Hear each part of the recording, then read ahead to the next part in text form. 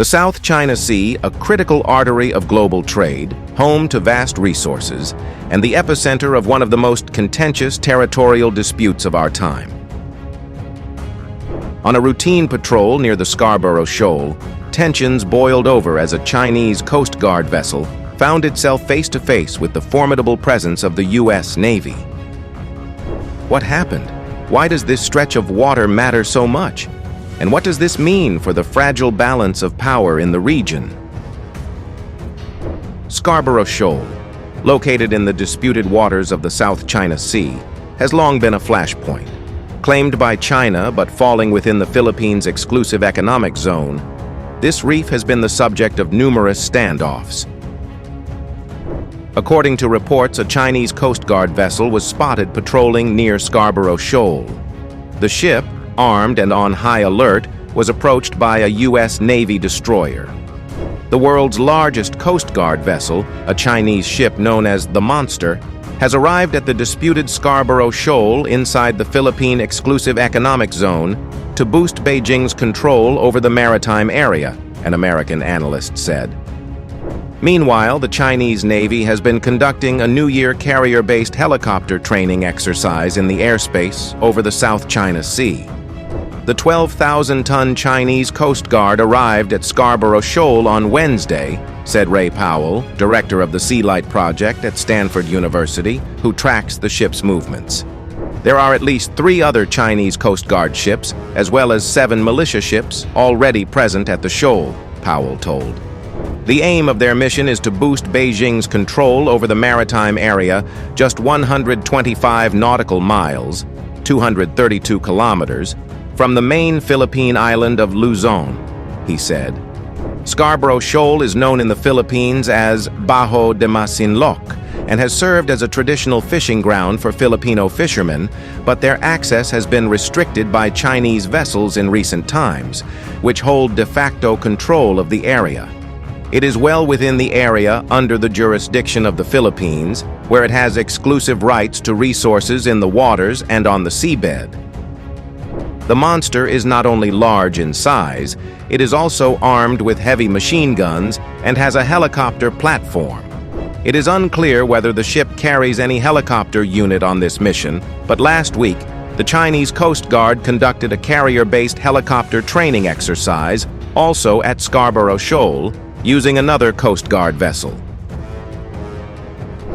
Chinese authorities are now paying more attention to the deployment of air power in relation to the South China Sea disputes, Yang Xiao, a maritime expert at the China Institutes of Contemporary International Relations, said on an influential blog with nearly 3 million followers on Sina Weibo. The U.S. and Philippine militaries have been deploying reconnaissance aircraft and drones to the Scarborough Shoal, a strategically located chain of reefs south of Bashi Channel between Taiwan and the Philippines. Yang said, adding that China now has to gain air control, especially after it announced baselines to form territorial sea and airspace around the shoal in November. The carrier-based aircraft training is to send a warning to the Philippines and its ally, the U.S., that they should think twice before entering China's airspace, the Chinese expert said. The Chinese Coast Guard's training exercise on December 27 was similar to current drills by a helicopter unit of the Southern Theater Command Navy's carrier-based aviation force, conducted at an unspecified location in the South China Sea. On Wednesday and Thursday, various types of carrier-based helicopters carried out multi-subject practical training including search and rescue, alert control, and sea landing, further improving the unit's coordinated combat capabilities. The aircraft also carried out reconnaissance patrol and alert control training exercises at high altitude in a target sea area, CCTV said, without identifying the location. In recent weeks, China's military has been ramping up combat readiness exercises at Scarborough Shoal.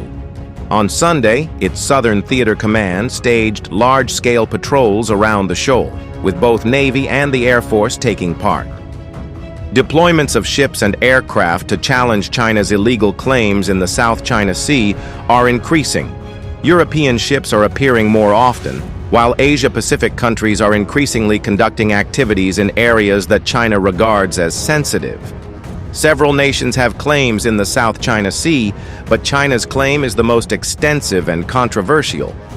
Beijing seeks to enforce sovereign rights and jurisdiction over all features within the 9-dash line, including the islands, rocks, and atolls that make up the Paracel and Spratly Islands. China claims this territory despite a 2016 ruling that found that China's claims had no basis in international law. With international law doing little to curb China's ambitions, more countries are using their militaries to challenge China's claims. In 2024, more European navies operated in the South China Sea than previously in recent years, with Britain, France, Germany, Italy, and the Netherlands all sending ships to the region.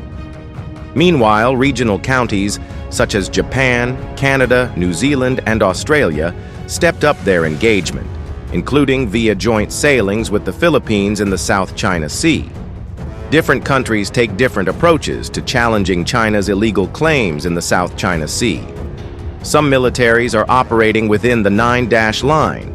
Others sail naval ships directly through the Spratly Islands.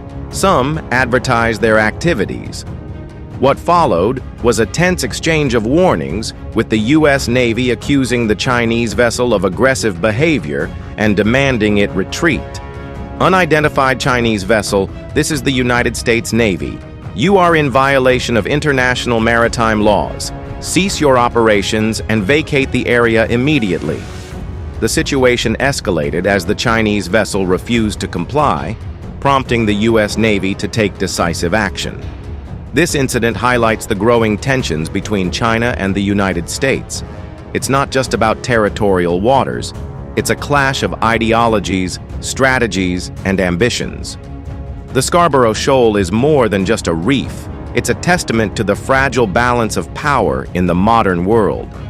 As nations navigate these turbulent waters, the hope remains for a peaceful resolution. If you found this analysis insightful, don't forget to like, share, and subscribe for more updates on global events. And let us know in the comments, how do you think the world should address tensions in the South China Sea?